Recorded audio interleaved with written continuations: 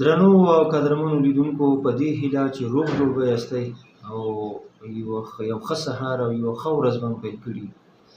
قدرمنو لیدونکو،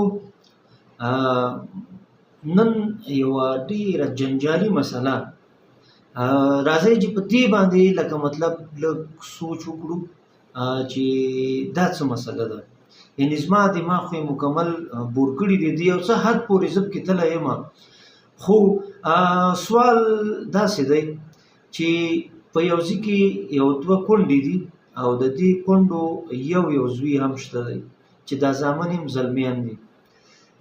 دا دواړو سره هیڅ نه پیژني او نه کوم تعارف سره شته دی، نه کومه رشته سره شته دی.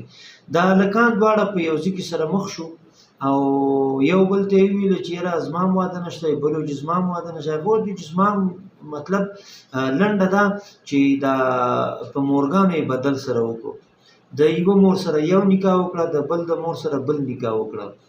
نو د دغو هلکانو زامن پیدا شو، د دوی دا زامن په خپلو کې سره څه کېږي او د دې زامنو یې د دې مورګانو سره کومې رشتې دي.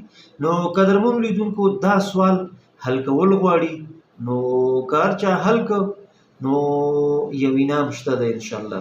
بس دا انعام به صرف ما سره وي، په دې هیله چې دا سوال حل شي.